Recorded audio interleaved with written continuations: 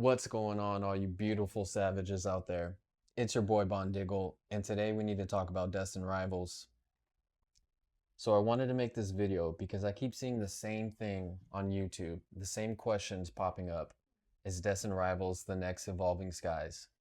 I mean, I get it. Prices are moving fast, the booster boxes are breaking records, and anytime that happens in this hobby, people immediately think it's the next best thing. But after watching how the set is playing out, I don't think Destined Rivals is the next Evolving Skies. And that's not a bad thing. I actually think this set belongs in a completely different category. I mentioned this in my last video, but Destined Rivals and 151 are in a completely different category. So let's talk about why people are making the comparison, why I don't think it fits, and why Destined Rivals is going to do great long term without trying to be something it's not. First of all, I get it. Destined Rivals prices are moving fast. Like really fast. You have strong demand right out the gate. Everyone's loading up on sealed. Everyone on YouTube is talking about it. And usually when this happens, everyone's thinking, is this the next Evolving Skies? But we've seen this pattern before. Fast price movement. Everyone starts talking about it. And then you start seeing all the comparisons between that set and Evolving Skies. So I don't think people are crazy for wondering, is Destined Rivals going to be the next Evolving Skies? I mean, it makes sense, but just because two sets have rapid growth doesn't mean they're the same kind of set. Now, why I think Destined Rivals is different, you have to go back to when Evolving Skies was first released. That set wasn't a clear winner right away. It sat on shelves, people were able to open it whenever they want. Everyone in the hobby could enjoy Evolving Skies. Then over time, people started to realize how special it was. The evolutions, the artwork, the chase cards, the difficult pull rates. And by the time everyone agreed that this set was special, the sealed was drying up. I mean, a big part of Evolving Skies' story is that people just realized it too late. Now that's important because that doesn't exist anymore. Times have changed.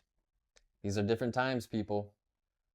Now, Destined Rivals isn't being slept on. Everyone knows about it. Everyone's checking out the prices. Everyone's already labeling it as the goated set. The hobby's just more aware now than it was a couple years ago. People are buying with intention. They're holding sealed early. They're talking about long-term value from day one. That alone puts the set on a completely different path from Evolving Skies. Destined Rivals doesn't have this slow growth.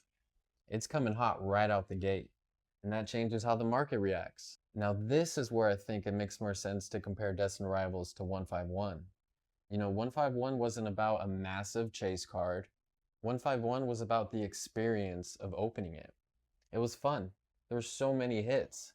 It brought people back to the hobby like myself, and you can even say everyone that has no idea what's going on in Pokemon, you know they know about the Team Rocket set. With 151, your average collector loved it. The OGs loved it. Now I know everyone's labeling it as the best investment, but it's not just an investment set. It's an overall experience set. And I think Destined Rivals is closer to that. It has something for everyone.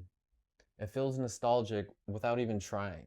Now I know a lot of people say that they don't, but people actually enjoy opening this set, not just storing it away. And I think that kind of demand tends to stick around.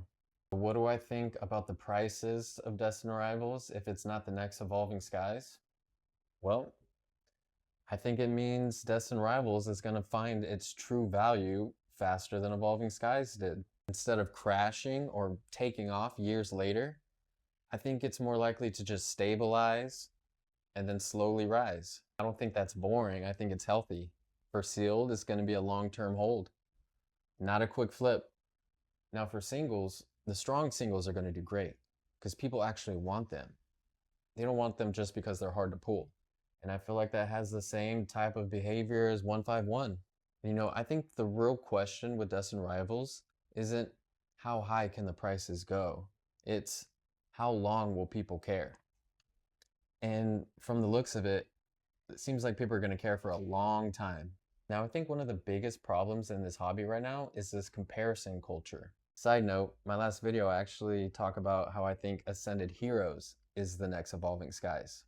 Every set doesn't need to be the next Evolving Skies. Every product doesn't need to be a home run investment. Destined Rivals is allowed to be just a good set. A set people enjoy opening. A set people feel connected to. And honestly, those are the sets that age the best. So what do I think about the booster boxes for collection? Well, if you need to have one, buy one. Just make sure you're in it for the long run. There's going to be plenty of packs out there. Packs should be at a decent price. Everyone can enjoy it. That's what this set's meant for. You know, just don't force it to be something it was never meant to be. So let me know what you think. Do you think Destined Rivals is the next Evolving Skies? Or do you think it's more like 151? Or do you think it's something completely different? Thanks for watching, and I'll see you on the next one.